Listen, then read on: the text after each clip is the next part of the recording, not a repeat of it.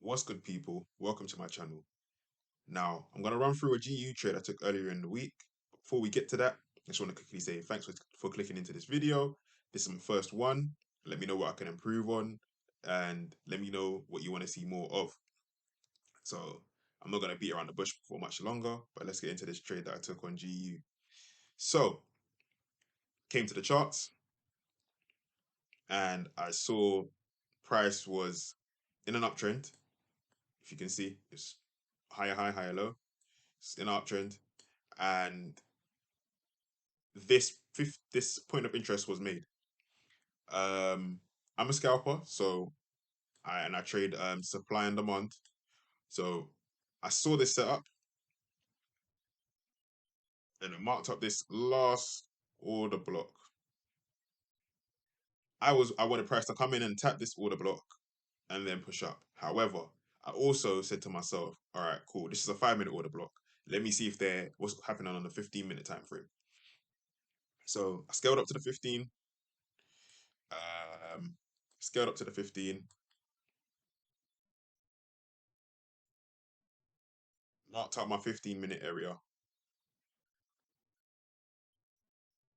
And then I scaled back down to the 5 and I said to myself, all right, cool. Now that it's tapped into the 15-minute order block, there could be a reaction. I never get in as soon as it taps into an area. I always wait for a break of a candle on some sort of time frame. So I said to myself, if it breaks above this area on the 5-minute, I'll get in for the buy. But what I really wanted to see was it to pull back into this 5-minute order block before I entered. However, it didn't do that. So at that time, I was like, this trade for me is at a low probability. Doesn't mean that it won't work out, but it could go against me before it goes in my direction. So I was fully aware of that before getting into the trade. However, I still took the risk because of the way the market was moving. It was having had a very aggressive buy-in before this point. So as it tapped into this 15-minute order block, wait for price to break above this 5-minute candle here. And as it broke above, I got in for my entry.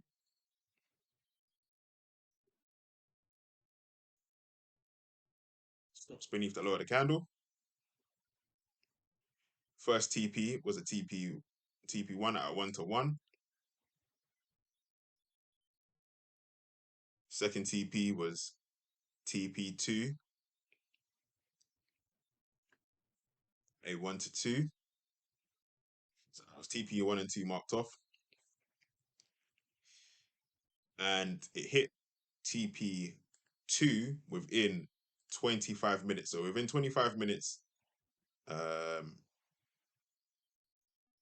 I was fully out of the trade. 20 to 25 minutes, I was fully out of the trade. At a 1-to-1, I moved my stop to break even, take off 75%. Then at a 1-to-2, the remaining position is closed. So stops us at break even or slightly in profit at a 1-to-1. Then holding on for a 1-to-2. Also, I don't just put a 1-to-2 at a 1-to-2 for 1-to-2's sake. I will look at the market structure. I'll see if it's a possibility of getting there.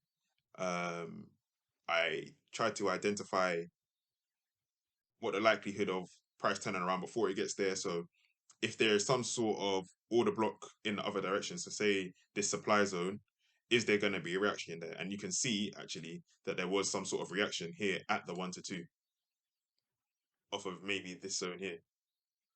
So price didn't just continue to go straight up. It reacted and then pushed up. And then even here, you can see again, if you mark up this small zone here, price reacted again. Guys, let me know what I can improve on. Like, comment, and subscribe if you like the content. And I'm gonna add my socials down below. You can see more of the trades I take on Instagram. I'm thinking about making a TikTok too. So, yep, if I make a TikTok in the near future for trading, then I'll be posting that on all my videos as well. Currently, all the trades I've taken so far in January 2023 are up on my Instagram. If you check the highlight reel, have a great day, guys. Peace, love, and unity, and we are gonna make it happen.